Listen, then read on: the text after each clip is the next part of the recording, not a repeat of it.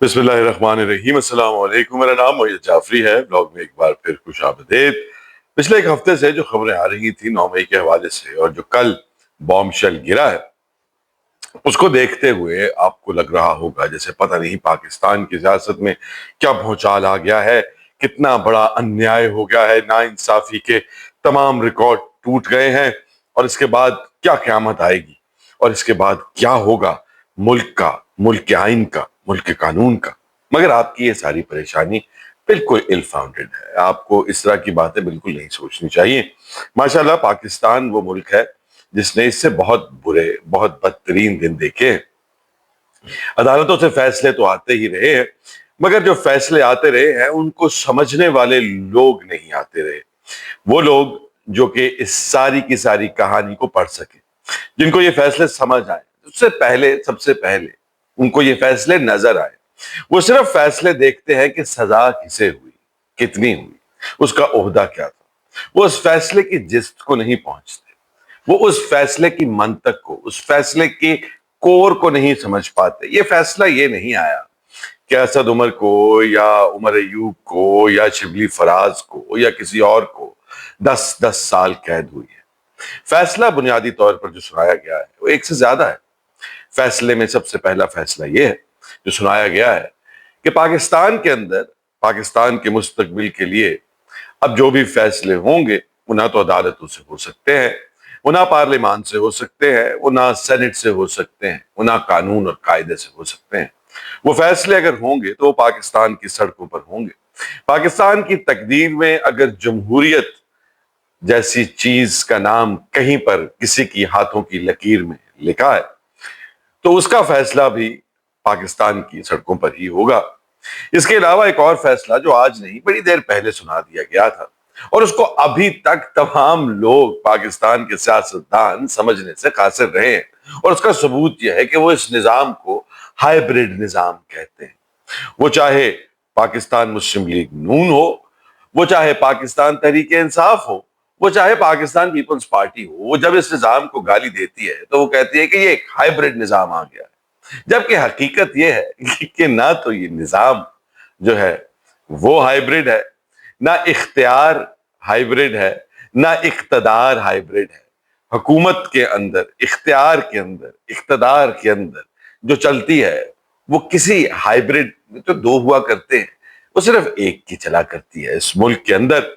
वो चाहे तो आप बादशाह, वो चाहे तो आप फकीर, वो चाहे तो आप उलुल अम्र और अगर वो चाहे तो आप फांसी के फंदे से लटकते हैं।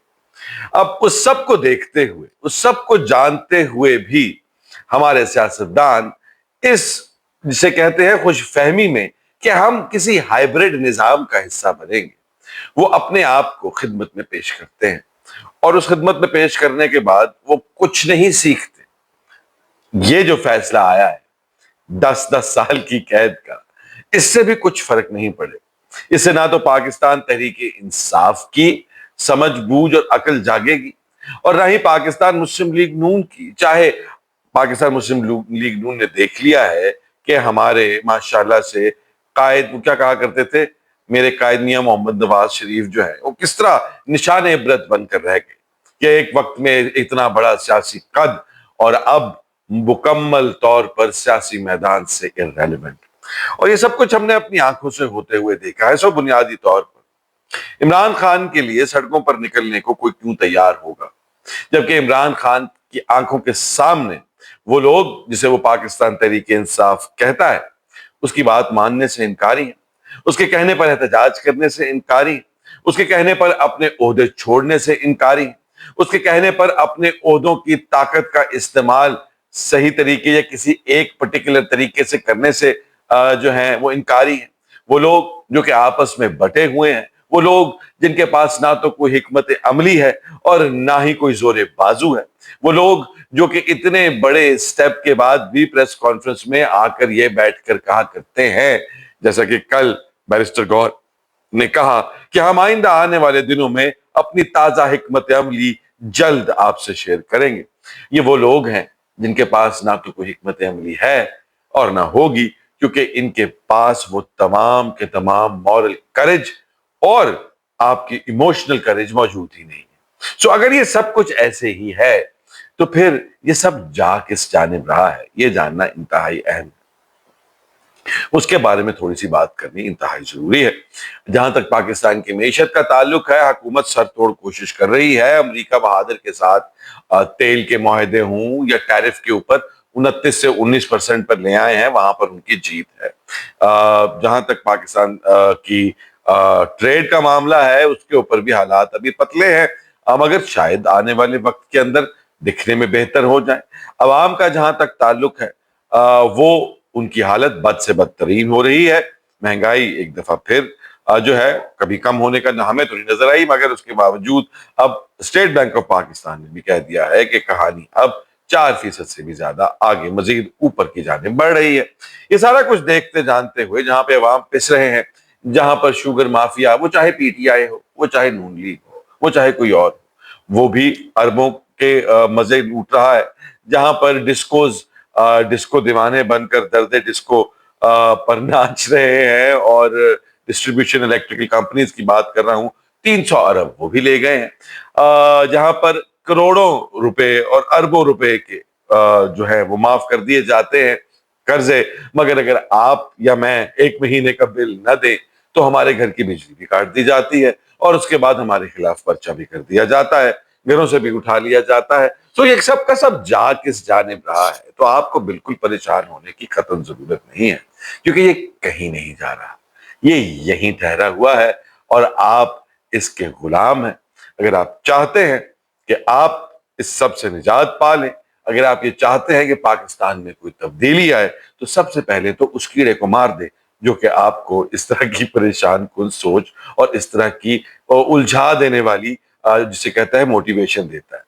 دوسری بات، اگر پھر بھی تسلی اور تشفی نہیں ہوتی تو پھر ہمارے field marshal chief of the army staff حافظ عاصم منیر، سید عاصم منیر صاحب نے جو کہا تھا، آپ بھی برین گین کے بارے میں سوچیں۔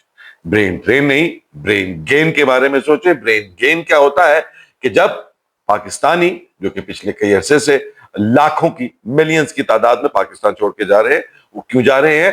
کیونکہ وہ چاہتے ہیں کہ وہ باہر کے ملک میں جائیں، وہاں سے سیکھیں، اور سیکھ کر پاکستان کے اندر پیسہ بھیجیں۔ پاکستان کو آپ کی ضرورت قطر نہیں ہے، اسی لیے وہ چاہتے ہیں کہ یا تو آپ مر جائیں، اور یا پھر آپ پاکستان سے باہر چلے جائیں، اور وہاں سے جا کے ان کو اچھی اچھی گولیاں، ٹافیاں اور ڈالر بھیجیں، کیونکہ وہ پاکستان کی ضرورت ہے، آپ نہیں۔ اس ملک کے نظام نے، اس ملک کی عدالتوں نے، اس ملک کے قانون نے، اس ملک کے آئین نے، اس ملک کی پارلیمان نے، اس ملک کے عہدیداران نے، ہم سب کو یہ بتانے میں کوئی کسر نہیں چھوڑی کہ اس ملک کو نہ آپ کی پرواہ ہے، نہ میری پرواہ ہے۔ اس ملک میں نہ آپ کی زندگی کوئی اہمیت ہے، نہ میری زندگی کوئی اہمیت ہے، نہ آپ کی عزت کی کوئی اہمیت ہے، نہ میری عزت کی کوئی اہمیت ہے، نہ آپ کے روزگار کی کوئی اہمیت ہے، نہ میرے روزگار کی کوئی اہمیت ہے۔ اہمیت ہے تو ان ڈالرز کی ہے جو ہم باہر سے جا کے بھیجیں گے، پاکستان کے لیے، اپنے ملک کے لیے، اور اس ملک کے ان تمام عذابوں سے بہت دور چلے جائیں